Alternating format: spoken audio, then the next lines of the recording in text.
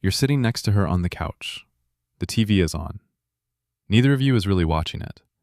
She's holding her phone a little longer than usual. Her answers are shorter. Her laugh sounds polite now. You ask if she's okay, and she says, "Yeah, I'm fine." But the room goes strangely quiet after that. Not angry, not loud, just far. Like somehow she's right there beside you and still already halfway gone. And your mind starts racing. What changed? Did I do something? Is she losing feelings? Should I give her space or fight for this? Why does this always happen when I start to really care? Am I already too late? Here's the truth most men never hear in time. A woman pulling away is not always a sign that love is gone. A lot of the time, it's a sign that emotional safety is. You're not failing at love. This is not proof that you chose the wrong person. And bro, every man who has ever deeply wanted to keep a relationship has stood exactly where you're standing. By the end of this video, you're going to understand the 7 biggest mistakes men make when a woman pulls away, what those mistakes are actually doing beneath the surface, and what creates real connection instead. Let's get into it. Most couples believe distance means someone has stopped caring. But the real truth is, distance usually starts much earlier than that. It starts when one person no longer feels emotionally reached, emotionally safe, or emotionally understood, and their nervous system begins protecting itself before their mind has even fully explained why. That's the part people miss. Your partner's nervous system is reading you before her conscious thoughts catch up. She may not even be thinking, "I'm withdrawing now." She just feels more guarded, less open, less soft, less willing to reach. And when that happens, most men respond by pushing harder, shutting down, getting defensive, or trying to solve the wrong problem. But here's what nobody explains. When safety leaves a relationship, love doesn't always disappear. It goes underground. It becomes harder to access, harder to trust, harder to express. What looks like mixed signals is often emotional overwhelm. What looks like she's being distant for no reason is often a pile of unspoken moments that never got repaired. And what looks like rejection can actually be a test her nervous system isn't even consciously running. Are you still safe to come close to when I'm not easy to love? This is where attachment comes in. Some people reach when they feel scared. Some people retreat. One partner moves closer for reassurance. The other pulls back for relief. And just like that, you get the anxious, avoidant cycle. One person feels abandoned, the other feels pressured, and both people feel misunderstood. Not because they don't care, because they do. So if she's pulling away, the goal is not to force more closeness, not more pressure, not more panic, not more performative effort, but a different emotional tone, a different kind of presence, a different kind of strength. Here are the 7 mistakes that get in the way. 1. Chasing the distance instead of understanding it. Most couples see distance and immediately try to close it as fast as possible. That makes sense. You feel the drift, you panic, and you want reassurance now. But when you chase a withdrawn partner without understanding what's happening beneath the surface, your urgency can feel like pressure instead of love. That's the deeper truth. When she pulls away, she's often not asking, "Will he pursue me harder?" She's asking, "Is he emotionally steady enough to notice what I'm feeling without making me manage his reaction too?" Most men think pursuit proves devotion. Sometimes it does, but sometimes it feels like someone banging on a locked door when the person inside already feels overwhelmed. So the disconnecting version sounds like this. "Why are you being weird? Just tell me what's wrong. I'm trying here." The connecting version sounds like this. "I can feel some distance between us. I'm not here to corner you. I just want you to know I'm here, and I care about what's going on for you." That difference matters. One response says, "Fix this so I can feel better." The other says, "You don't have to rush your truth to keep me calm." And when you do that, the walls between you start to come down without either of you having to force a thing.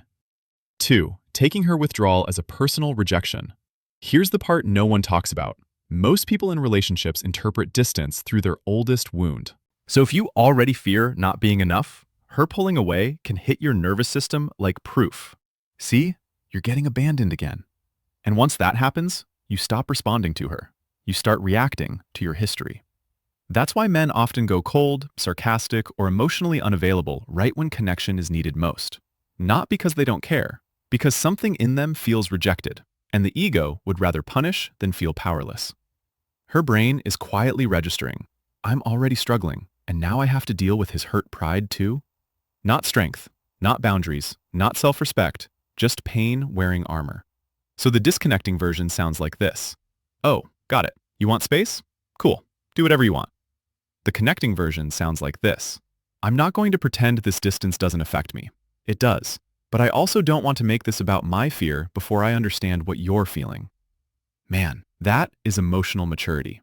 That is what it looks like to stay present without collapsing into insecurity or control. And that's the shift that turns a relationship that feels like a standoff into one that feels safe enough to tell the truth inside. 3. Trying to fix her feelings instead of staying with them. This is where it gets really interesting. Most couples think the problem is the emotion itself. So when she says she feels disconnected, hurt, unseen, or exhausted, the instinct is to explain, defend, reassure, or solve. But feelings do not calm down because they got argued with. They calm down because they got met.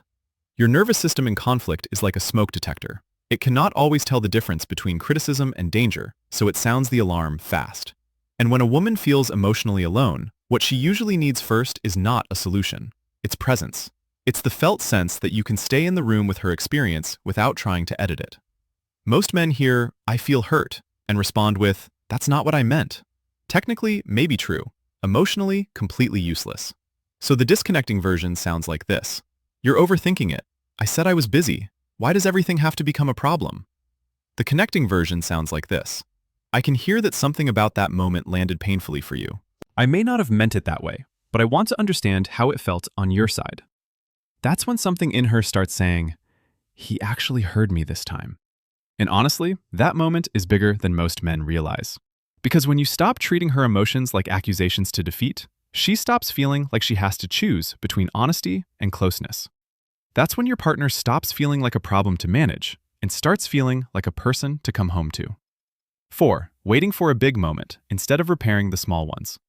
And this is the one most couples never figure out. Relationships rarely break from one giant event alone. They drift through unrepaired micro-moments.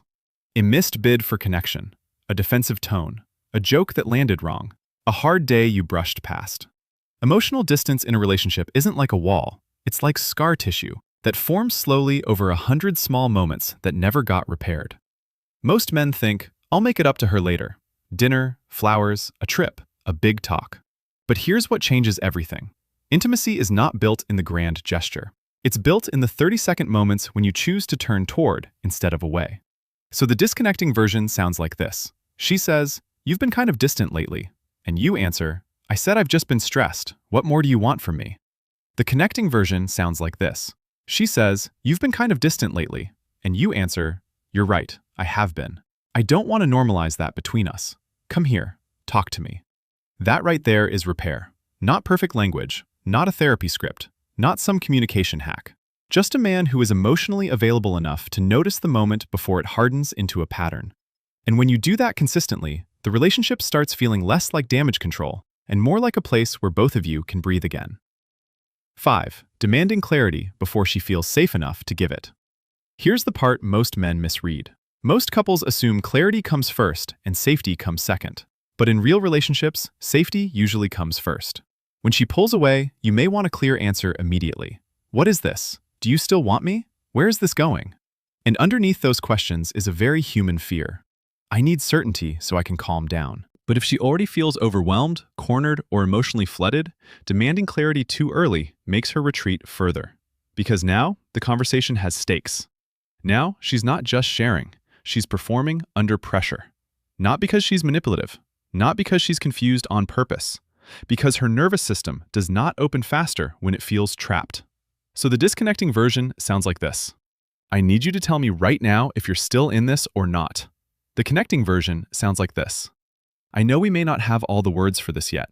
I'm not asking you to sort everything out on the spot. I just want us to be real about where we are and gentle enough to keep talking. That response gives breathing room. It tells her, I want truth, but I'm not going to drag it out of you by force. And that's often the very thing that makes truth finally possible. That's the shift that turns pressure into presence. And presence is what starts bringing a withdrawn heart back into the room. 6. making it about winning instead of understanding. But here's what nobody explains. Most couples don't break down because they have too many problems. They break down because every problem becomes a courtroom. Who is right? Who started it? Who's more unfair? Who cares more? And once that happens, connection gets buried beneath performance. Both people start protecting their position instead of revealing their pain. What looks like stonewalling is often someone who has been so emotionally flooded for so long that silence is the only protection they have left. What looks like nagging is often someone saying, "Please don't leave me alone with this relationship." Beneath the surface, both people are usually longing for the same thing, to feel chosen without having to fight for it. So the disconnecting version sounds like this. "You always do this. You make me the bad guy no matter what." The connecting version sounds like this. "I can feel myself wanting to defend my side right now. But before I do that, I want to understand what this moment is bringing up for you." That is not weakness. That is leadership. This isn't a trick for avoiding conflict. This is what it looks like when someone has learned to love without losing themselves in the process. And when you do that, you stop arguing against each other's words and start hearing each other's wounds. 7. Thinking this is about getting her back instead of becoming safer to love. This is the deepest one. Most people in relationships focus on behavior when the real shift is identity.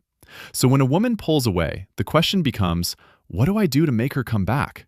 But the better question is, who am I becoming in moments when love feels uncertain? Because if your whole energy is about regaining control, she will feel that. If your whole energy is about being chosen, she will feel that too. And if your presence says, "I need you to soothe the panic in me," she may care deeply and still not feel safe enough to come close.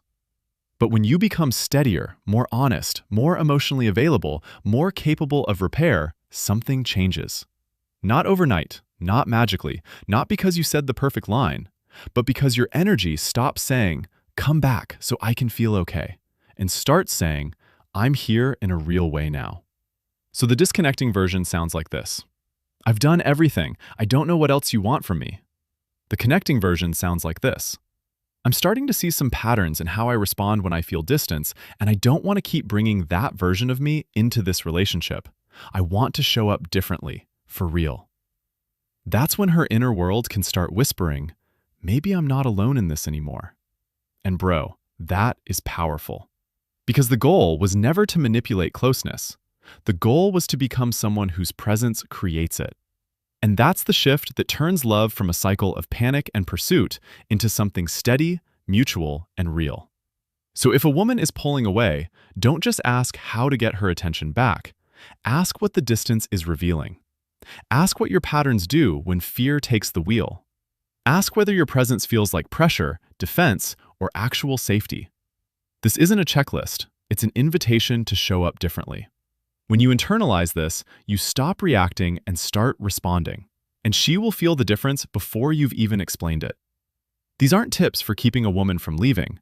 They're the beginning of becoming the kind of partner who knows how to create connection, repair cycles, and love in a way that feels safe on both sides. Real intimacy doesn't start when someone stops pulling away. It starts when you become someone safe enough to come closer to.